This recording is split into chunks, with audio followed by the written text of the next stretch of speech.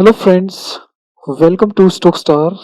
तो आज के एपिसोड में हम चर्चा करेंगे इंफ्रा सेक्टर से जुड़ी हुई कंपनी केईसी इंटरनेशनल के बारे में, जो कि आरपीजी ग्रुप की एक अहम कंपनी। और आरपीजी ग्रुप जो कि एक तेजी से बढ़ता हुआ एक बिजनेस ग्रुप है।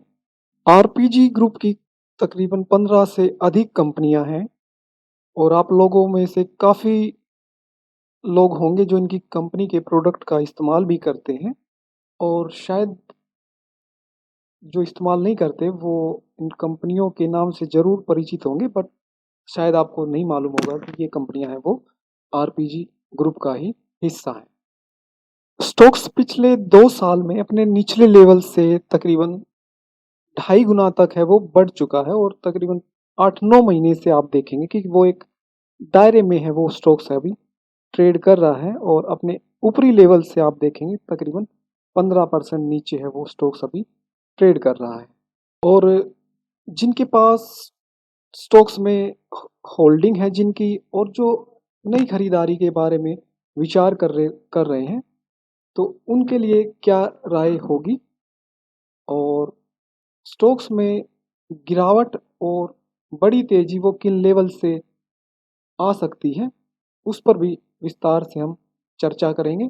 और साथ ही कंपनी और कंपनी के बिजनेस की जानकारी लेंगे, कंपनी के फाइनेंशियल चेक करेंगे, और इसके सेक्टर से जुड़ी इस कंपनियों के साथ इसका कंपेयर, और अंत में स्टॉक्स के प्राइस को वो चार्ट पर एनालाइज करेंगे। सेक्टर और सेक्टर कंपनी से जुड़ी कुछ एक खबरें हैं उन पर भी फोकस करेंगे।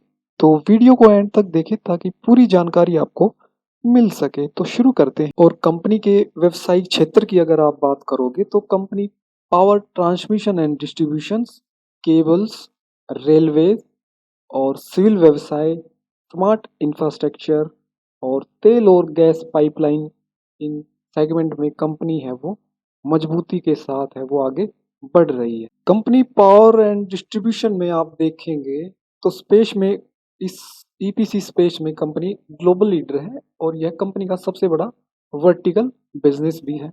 कंपनी के केवल सेगमेंट की आप बात करेंगे तो कंपनी भारत में बिजली और टेलीकॉम केबल्स की बड़ी आपूर्ति करता है, जिसकी कंपनी की गुजरात और कर्नाटक में 2 अत्याधुनिक इसकी निर्माण इकाइयाँ भी हैं, जिसके माध्यम से कंपनी बिजली, तेल और गैस, स्टील इंजीनियरिंग इंडस्ट्रीज की को बड़ी आपूर्ति करती है, और जो इसके ग्राहकों में शामिल है। कंपनी केवल के प्रमुख भारतीय निर्यातकों में से भी एक है।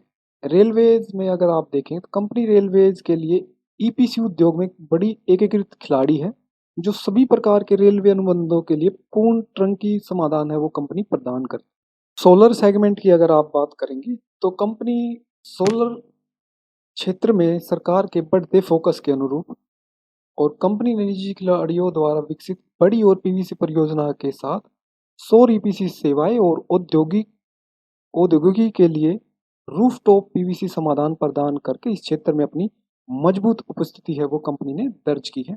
और इसके सिविल व्यवसाय की अगर हम बात करें तो कंपनी कारखानों, गोदामों, आवासीय परियोजना और रेलवे स्टेशनों, महानगरों और सीवेज और जल उपचार संयंत्रों के निर्माण पर केंद्रित है। इसके 4 कार्य क्षेत्र हैं, जिनमें बुनियादी ढांचा, जिसमें मेट्रो और जल परियोजनाएं हैं वो शामिल हैं, और दूसरा है औद्योगिक और हाइड्रोकार्बन जिसमें कारखाने आते हैं, और तीसरा है आवासीय और सार्वजनिक स्थल जिसमें भवन निर्माण और वाणिज्य स्थल हैं जो आते हैं, और चौथा है रक्षा क्षेत्र।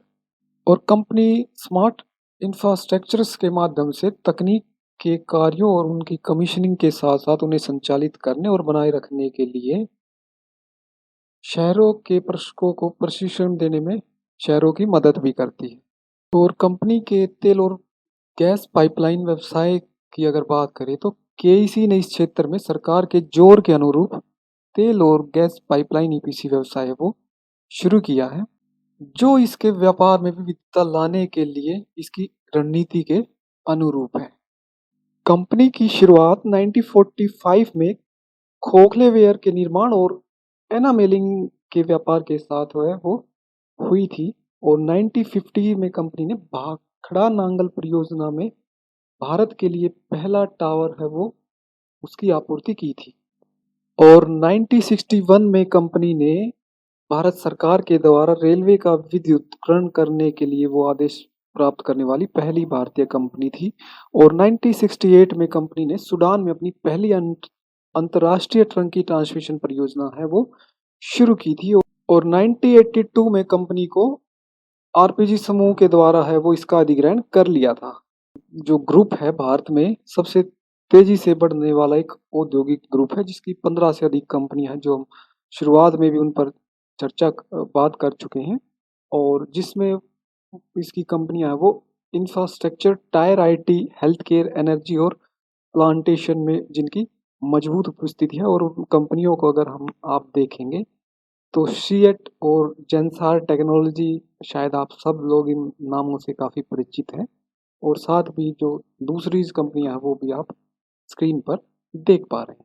और कंपनी ने दुनिया का सबसे ऊंची क्षमता वाला 1200 केवी किलोवाट का जो टावर परीक्षण स्टेशन नागपुर में भारत में शुरू किया था। और 2014 में कंपनी ने भारत के पश्चिम बंगाल की जो प्रसिद्ध नदी है उसको पार करने वाली परियोजना है वो कंपनी ने हासिल की थी, जिसके माध्यम से नदी और उसके किनारों पर वो टावर निर्माण उसमें शामिल थे। और भारत में यह अपनी तरह का पहला व्यक्तिगत रिवर क्रॉसिंग, जिसको आरसी टावर, जिसकी जो कुल ऊंचाई थी वो तकरीबन 236 मीटर 775 फुट की थी, जो कि एफिल टावर की जो ऊंचाई थी उसका तकरीबन 75% है। 2015 में कंपनी ने त्रिवलम में अपना पहला 765 किलोवाट का जीआईएस सब स्टेशन है वो स्थापित किया था, जो दक्षिणी भारत में अपनी तरह का एक पहला सब स्टेशन भी था। 2017 में कंपनी ने स्मार्ट शहरों और संचार, स्मार्ट गतिशीलता और स्मार्ट उपयोगिता पर ध्यान देने के लिए स्मार्ट इंफ्रास्ट्रक्चर को शामिल करके अपने व्यापार पोर्टफोलियो का विस्तार किया था।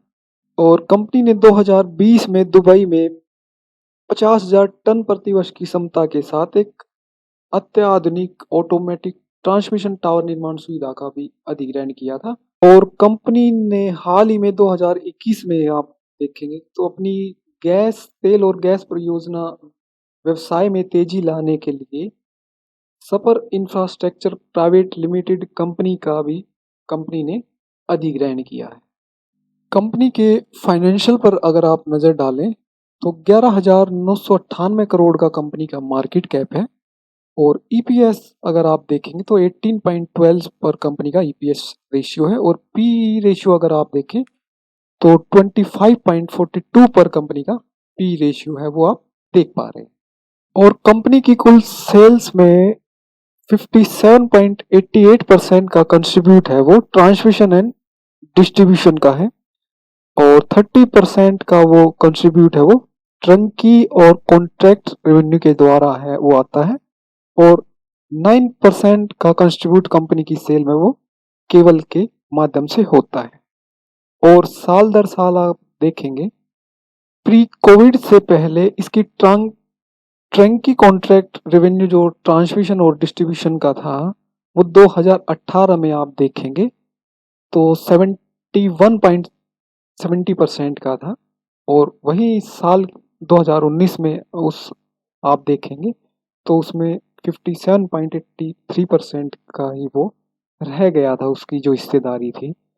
दूसरा कि आप 2018 में कंपनी का जो ट्रंकी कॉन्ट्रैक्ट रेवेन्यू था उसमें 15% की हिस्सेदारी थी, वो कंपनी ने यहाँ पे है वो हिस्सेदारी है वो डबल कंपनी ने की है। और केबल्स की आप जैसा कि देख पा रहे हैं 9% की वो हिस्सेदारी रही है।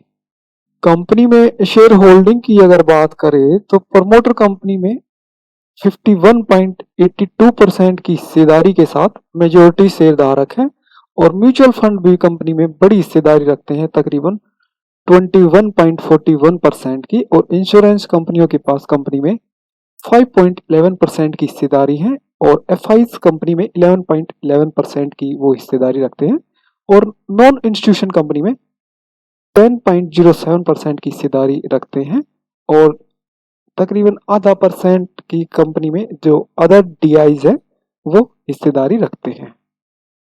और कंपेयर करें इसके सेक्टर से जुड़ी हुई कंपनियों के साथ, तो कंपनी अपने सेक्टर की 5वीं बड़ी कंपनी है। और कंपनी की सेल्स पर अगर आप नजर डालेंगे तो जो इससे बड़ी कंपनियां थी उनके मुकाबले दमदार कंपनी की सेल है वो इस ईयर एंड में रही है। वहीं आप देख पा रहे हैं जी आर इंफ्रा और आई आर बी इंफ्रा और जी आर इंफ्रा की सेल्स के मुकाबले देखेंगे तो कंपनी ने इनके मुकाबले डबल सेल है वो कंपनी ने दर्ज की है।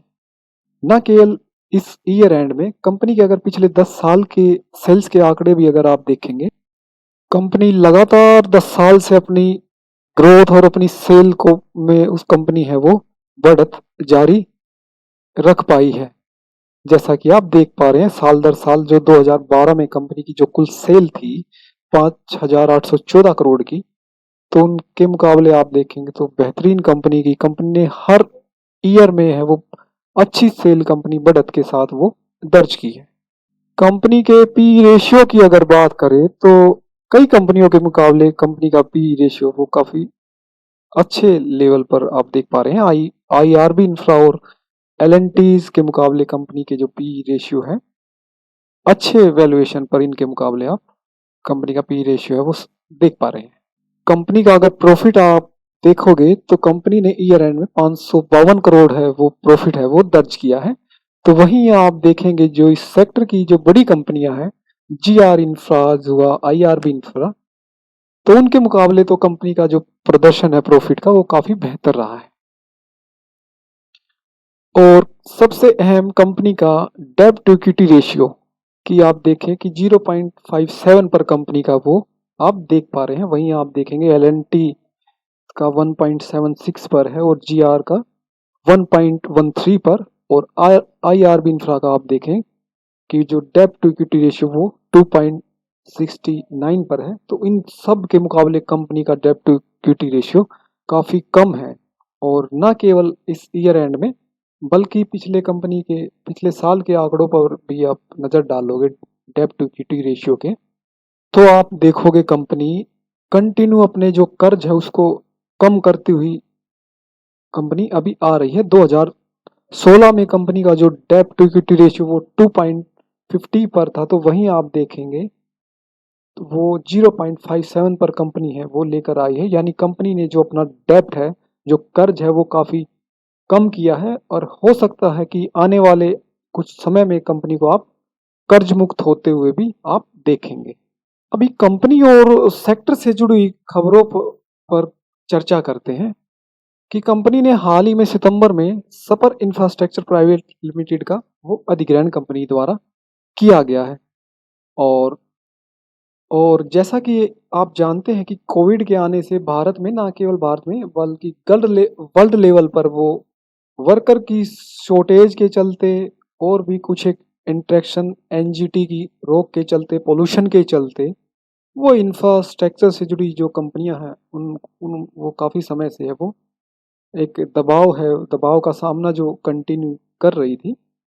लेकिन अगर आप देखेंगे कि जिस तरह से कुछ एक बेरोजगारी जो बढ़ी है, तो उसको अगर सरकार को अगर बूस्ट करना है तो इंफ्रास्ट्रक्चर का उसमें अहम योगदान होता है, जो काफ़ी ज़्यादा नौकरियां रोजगार दिलाने में लोगों का इसमें अहम योगदान रहा है इस सेक्टर का। तो उस हिसाब से भी कंपनी काफ़ी आगे चलकर है वो अहम साबित होगी। और साथ ही साथ आप कंपनी की ऑर्डर बुक को अगर आप देखोगे कंटिन्यू लगातार है वो नए नए ऑर्डर है कंपनी वो हासिल करती हुई आप देख पा रहे हैं। जैसे मई में कंपनी ने 1514 करोड़ का 2021 में ऑर्डर हासिल किया था, और आप देखें कि जून में भी कंपनी 937 करोड़ के ऑर्डर जैसा कि आप देख पा रहे हैं। तो बेहतरीन कंपनी का ऑर्डर बुक भी आप देख पा रहे हैं। अभी स्टॉक्स के प्राइस को चार्ट पर एनालाइज करते हैं। तो वीकली चार्ट पर अगर आप देखोगे कि दोस्तों स्टॉक्स अपने पिछले 3 साल के हाई है उन्हीं के ऊपर है स्टॉक्स अभी वो ट्रेड कर रहा है, और ऊपरी लेवल पर आप देखेंगे कि स्टॉक्स एक दबाव का सामना कर रहा है। और डेली चार्ट पर अगर आप देखोगे कि स्टॉक्स तकरीबन 1 साल से वो एक दायरे में है जो वो ट्रेड कर रहा है। जो कि ऊपर की तरफ 490 के आसपास और नीचे आप देखेंगे कि 384 के आसपास का तकरीबन 100 पॉइंट की रेंज है। उसमें स्टॉक्स मार्च से लेकर अब तक है वो इसी रेंज में स्टॉक्स है, अभी वो फंसा हुआ है। तो जिन्होंने स्टॉक्स में खरीदारी की है वो स्टॉक्स में बिल्कुल बने रहिए। जो इसकी रेंज है 480-90 के आसपास की, और नीचे अगर देखें 400-420 की रेंज है, तो उसके बीचों बीच खड़ा है। तो इन लेवल पे स्टॉक्स में खरीदारी पे को थोड़ा अवॉइड करें। स्टॉक्स या तो नीचे आए 420 के आसपास तो उन लेवल पर खरीदारी कीजिए, या स्टॉक्स 500 के लेवल के ऊपर, 490 के इन लेवल के ऊपर ब्रेकआउट देकर सस्टेन हो तो उन लेवल पर खरीदारी कीजिए। बाकी अभी आप देखेंगे स्टॉक्स इस रेंज के बीचों बीच खड़ा है, तो यहाँ से रिस्क टू रिवार्ड है वो मैच नहीं करता है। तो कुछ गिरावट पे खरीदे 400-420 के आसपास की, तो वो खरीदारी आपके लिए काफ़ी अहम होगी। और स्टॉक्स को लॉन्ग टर्म पोर्टफोलियो में शामिल कीजिए। हो सकता है कंपनी आगे चलकर आप एक कंपनी को मल्टी बैगर होता हुआ आप आगे चलकर देखेंगे। और जो लॉन्ग टर्म इन्वेस्टर हैं उनको स्टॉक्स को जरूर अपने पोर्टफोलियो में लॉन्ग टर्म के लिए शामिल करना चाहिए। बेहतरीन कंपनी और कंपनी का बिजनेस मॉडल और जिस तरीके से आरपीजी ग्रुप है जो तेजी से आगे बढ़ रहा है, उसी ग्रुप की अहम कंपनी है। अच्छा मैनेजमेंट है, अच्छे मैनेजमेंट के हाथों में कंपनी का जो भविष्य है, तो बिल्कुल स्टॉक्स को अपने रेडार पर रखना चाहिए। तो आज के एपिसोड में केवल इतना ही। मिलते हैं नेक्स्ट वीडियो में, तब तक के लिए नमस्कार दोस्तों।